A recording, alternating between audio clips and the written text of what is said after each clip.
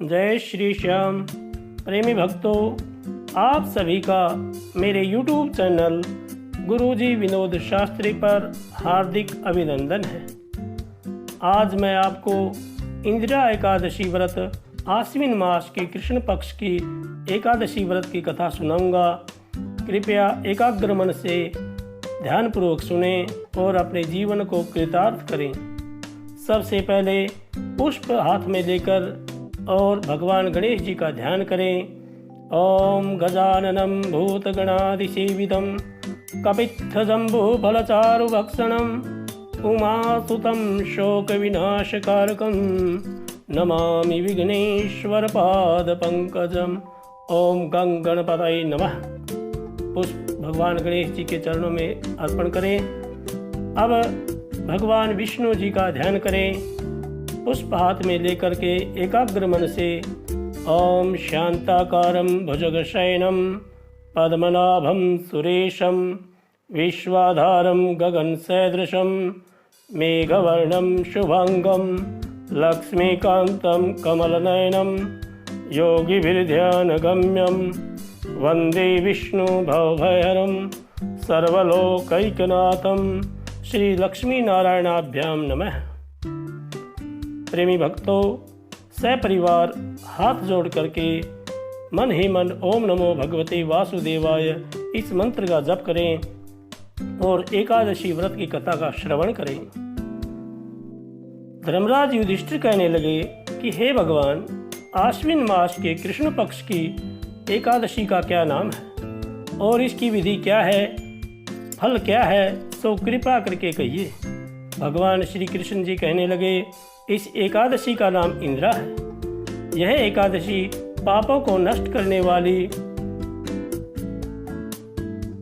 तथा पितरों को अधोगति से मुक्ति देने वाली होती है।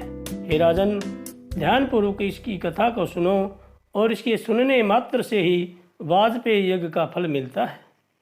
प्राचीन काल में सतयुग के समय में महिष्मती नाम की एक नगरी में इंद्रसेन नाम का एक प्रतापी राजा धर्मपूर्वक अपनी प्रजा का पालन करते हुए शासन करता था। वह राजा पुत्र, पौत्र और धन आदि से संपन्न भगवान विष्णु का परम भक्त था।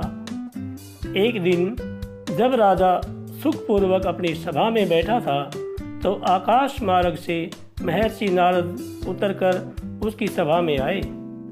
राजा उन्हें देखते ही हाथ जोड़कर खड़ा हो गया और विधि पूर्वक आसन व अर्घ्य दिया।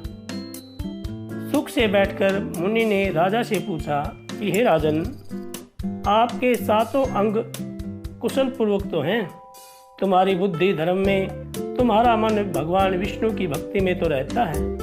देवर्षि नारद जी की ऐसी बातें सुनकर राजा ने कहा, हे महर्षि, आपकी कृपा से मेरे राज्य में सब कुशल है तथा मेरे यहाँ यज्ञ कर्मादि सुकृत हो रहे हैं।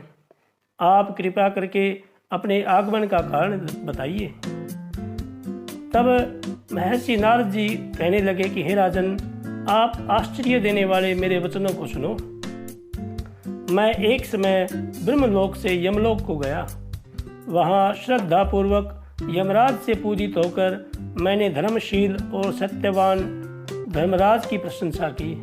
उसी यमराज की सभा में महान ज्ञानी और धर्मात्मा तुम्हारे पिताजी को एकादशी का व्रत भंग होने के कारण देखा। उन्होंने संदेशा दिया है, सो मैं तुमसे कहता हूँ। उन्होंने कहा कि पूर्व जन्म में कोई विघ्न हो जाने के कारण मैं यमराज के निकट रह रहा हूँ। सो हे पुत्र, यदि तुम आश्विन मास की कृष्ण पक्ष की इंदिरा एकादशी का व्रत मेरे निमित्त करो तो मुझे स्वर्ग की प्राप्ति हो सकती है।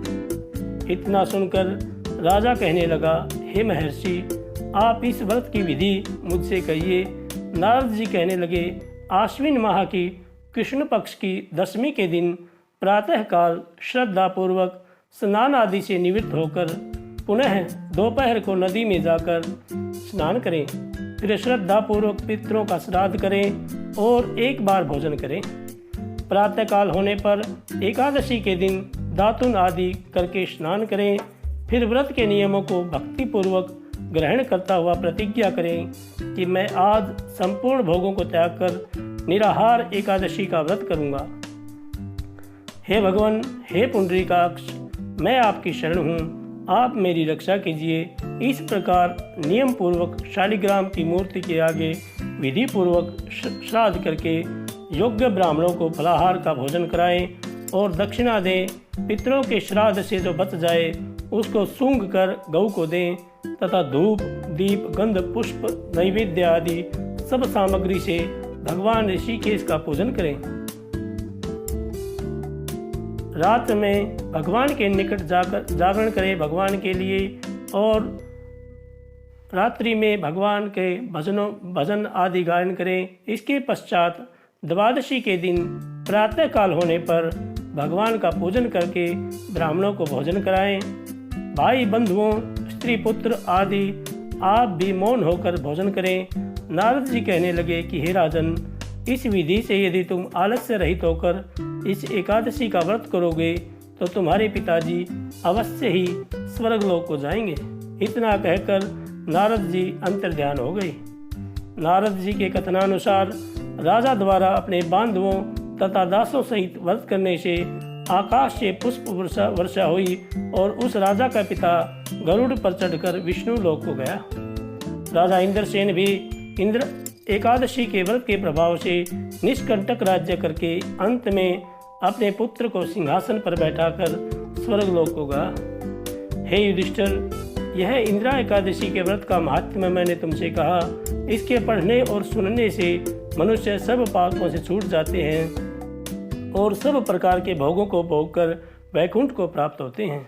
प्रेमी भक्तों, इस प्रकार आप पूरे दिन भगवान ओम नमो भगवते वासुदेवाय इस मंत्र का जप करते हुए अपना समय व्यतीत करें और रात्रि में भगवान के लिए जागरण करें और प्रातःकाल भगवान सूर्य को अर्घ्य दे करके और ब्राह्मणों को भोजन कराकर अपना व्रत खोलें।